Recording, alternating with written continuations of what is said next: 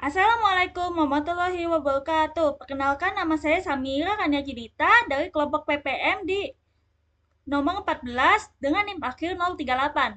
Di sini saya akan membuat video untuk menjelaskan tahap-tahap penyelesaian tugas mingguan shift 1 di modul 2, yaitu peta kendali, atribut, dan diagram Pareto.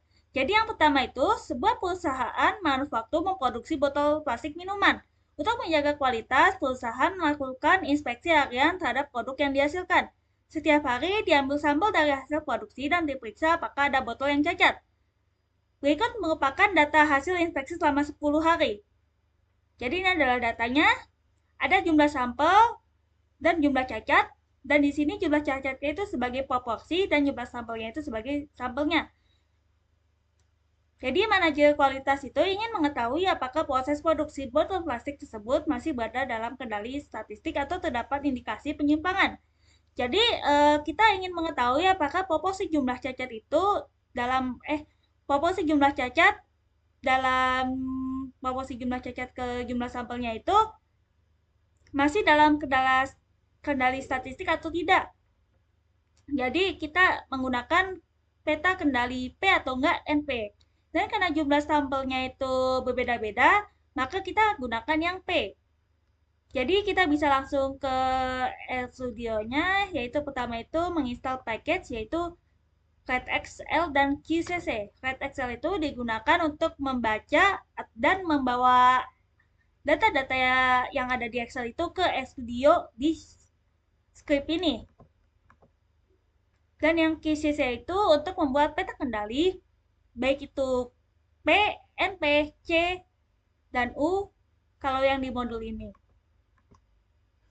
Setelah kita menginstal,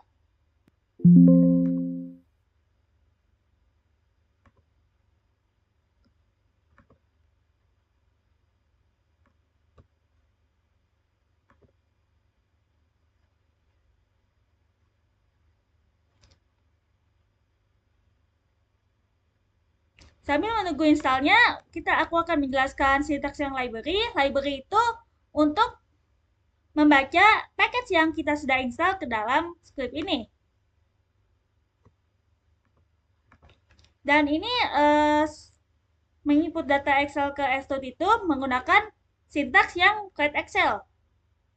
Jadi dengan Red Excel kita membaca data Excel yang Excel temp PPM2 yang saya sudah buat di folder dan memasukkannya di new project, lalu pilih folder yang diinginkan dan di situ ada Excel. Nah, dengan menggunakan sintaks ini kita bisa membaca Excel TMPPM2 dari sheet 1 sampai sheet 5. Jadi soal 1 itu nanti dibacanya untuk sheet 1, soal 2 untuk membaca sheet 2 dan seterusnya. Jadi kita bisa kan library-nya terlebih dahulu. Dan setelah itu kita menginput data Excel ke RStudio dengan menggunakan sintaks ini. Jadi ini muncul data-data yang ada di Excel ke RStudio ini. Dari soal nomor 1 sampai nomor 5. Lalu untuk nomor 1 itu karena menggunakan P, kita bisa langsung saja menggunakan CCP. Karena kita menggunakan P. Lalu QCC ini nanti kita akan membuat peta kendali P dengan memasukkan data-data yang di sini. Kita memasukkan jumlah cacat terlebih dahulu karena kita ingin data sampel proporsi yang ingin dites. Lalu size-nya itu adalah jumlah sampel yang ada, yaitu 10, dan typing-nya itu P karena kita ingin membuat peta kendali P. Titelnya itu nanti di grafik nanti disebut peta kendali P underscore 038, sumbu X-nya itu pengamatan ke, yaitu hari ke-1 sampai 20, YLF itu proporsi jumlah cacatnya. Add stat sama dengan false itu berarti untuk memasukkan ringkasan statistiknya itu jangan dulu, maka kita bisa kan.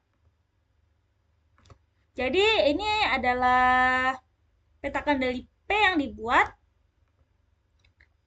Dan tadi manajernya itu ingin tahu apakah ada data outlier di dalam peta kendali P ini. Jadi kita bisa langsung saja. Jadi dengan sintaks CCP valuation tidak ada data outlier. Dan di grafik pun tidak ada data yang ditandai warna merah, yang berarti data yang di nomor 1 itu sudah dalam kendali. Untuk melihat ringkasannya, kita bisa melihat sampel CCP-nya. Kita bisa lihat LCL dan UCL-nya itu berbeda karena jumlah sampelnya itu berbeda tiap sampelnya. Jadi bisa dilihat nih di grafiknya itu ada naik turun karena sampelnya itu berbeda tiap jumlah cacatnya. Dan untuk center of group statistiknya itu 0,67647006. Number groupsnya itu 10 karena di tesnya 10 hari. Standar deviasinya itu 0,2511393. Dan ada group sample size-nya juga. Ini ada beberapa sampelnya itu muncul berapa kali. Dan ada min, ada satu kuartil, median, rata-rata, third quartile, dan max. Oke, jadi kita bisa lanjut ke nomor 2. Sebuah pabrik suku cadang otomotif memproduksi komponen kecil dalam batch.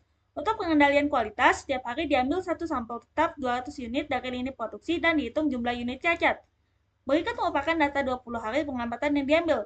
Jadi karena ini satu sampelnya itu tetap 200, kita menggunakan NP. Dan ini juga dilihat kalau yang dites itu jumlah unit cacatnya, jadi kita bisa menggunakan NP juga. Oke, kita bisa lanjut ke nomor 2. Jadi nomor 2 itu sintaksnya juga mirip-mirip. Tapi jika yang peta kendali P itu menggunakan CCP, peta kendali NP itu dirubah menjadi CCNP. Tetapi ini untuk sintaksnya itu sama juga. Kita menggunakan QCC. Yang pertama itu ambil jumlah cacatnya dulu karena itu yang ingin kita tes. Typingnya itu NP karena kita mau membuat peta kendali NP. Title-nya itu nanti peta kendali NP 038 di sini. Pengamatan K-nya itu nanti setiap harinya itu akan muncul di sumbu X dan jumlah HP cacatnya itu akan muncul ke sumbu Y. Oke, jadi bisa giran.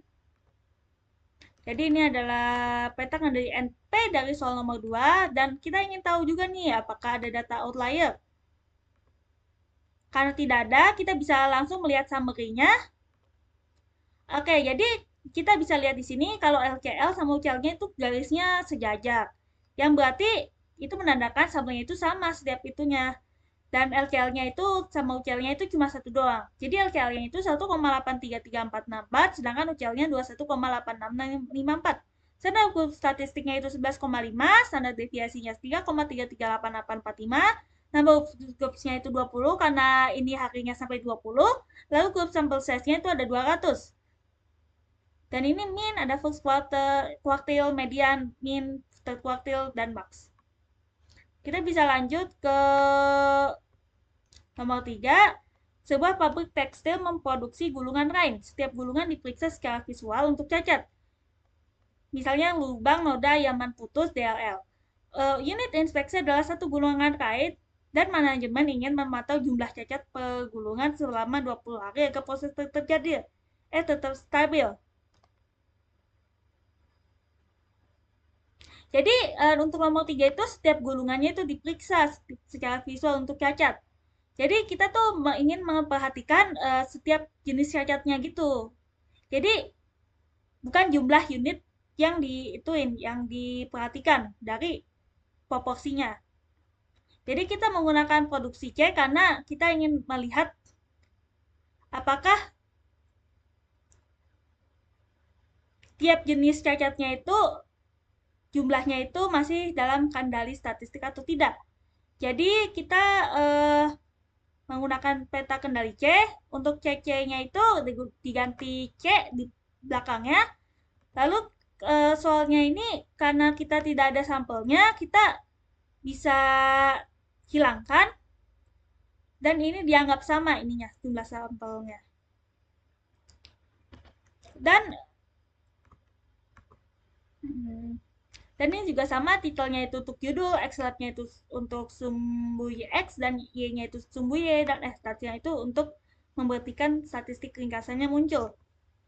Dan ini juga sama nih yang ini, karena kita ingin mengetahui datanya ini benar atau enggak, maka dihituin dulu jumlah cacatnya, yang dites jumlah cacatnya. Oke, jadi kita bisa buat. Jadi ini adalah peta kendali C untuk nomor 3. Jadi untuk mengetahui apakah data outlier, kita menggunakan CCC violations dan diketahui tidak ada yang di luar kendali ataupun data outlier. Tadi saya lupa untuk memasukkannya. Jadi setelah itu kita bisa melihat ringkasan peta kendalinya menggunakan summary CCC. Jadi untuk LCL-nya itu 0 dan UCL-nya itu 14,22789. Grup sampel size-nya itu 1, number of scoops-nya 20. Karena ada 20 hari. Dan center of group statistiknya itu 0,55 dan standard deviation-nya 2,55997. Di sini juga ada min, first quartile, median, min, third quartile, dan max. Oke. Setelah itu kita bisa lanjut ke nomor 4. Sebuah pabrik percetakan kemasan memproduksi lembaran. Sebuah pabrik percetakan kemasan memproduksi lembaran karton untuk kotak produk. Setiap hari, tim kontrol kualitas memeriksa beberapa gulungan karton. Area pemeriksaan per gulungan beda-beda. Misalnya beberapa gulungan lebih panjang. Sehingga jumlah unit yang diperiksa tiap hari tidak sama. Yang diamati adalah jumlah cacat cetak per unit area. Manajemen ingin memantau tingkat cacat per unit agar proses tetap stabil. Sama seperti nomor 3, jadi kita tuh ingin mengetahui jumlah cacatnya, jumlah cacat cetak. Jadi ada berbeda-beda cacat dan kita ingin mengetahui apakah kuantitas cacatnya tersebut masih dalam peta kendali, masih dalam kendali atau tidak. Jadi kita menggunakan peta U karena sampelnya itu berbeda-beda. Jadi kita bisa langsung saja. Ini untuk sintaksnya itu sama juga, CC-nya itu di belakangnya diganti U karena kita peta U.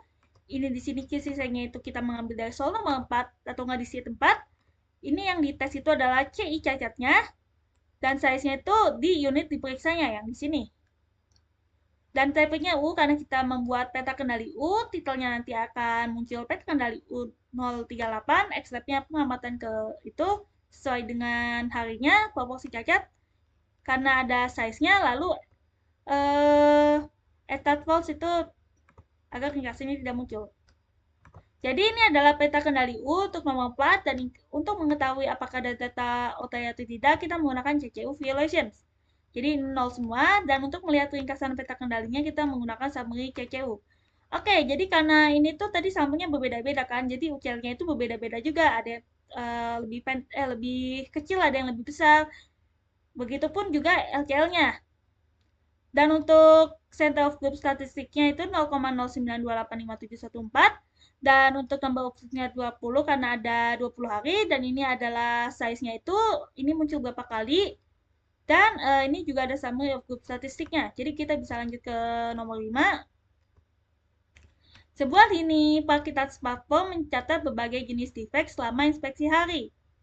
Manajemen ingin menerapkan prinsip Pareto Vital View untuk memfokuskan perbaikan pada jenis defect yang paling sering menyebabkan kerugian. Berikut merupakan data cacat yang terdapat pada Parkitas smartphone.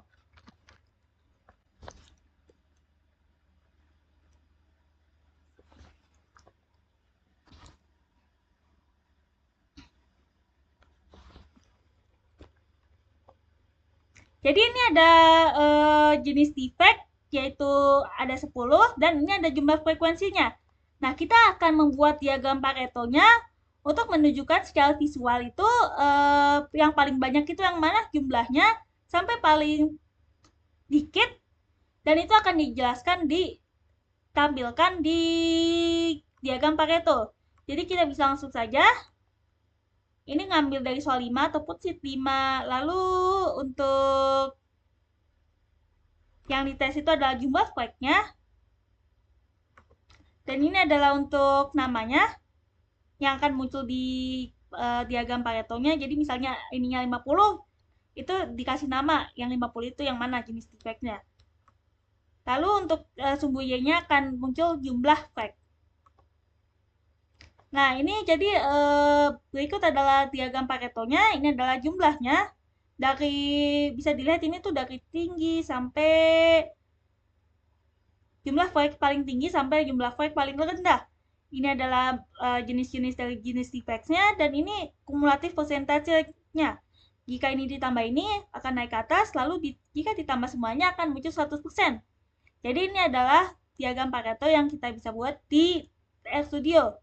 Berikut adalah penyelesaian tugas mingguan dari modul 2. Mohon maaf jika ada kesalahan. Wassalamualaikum warahmatullahi wabarakatuh.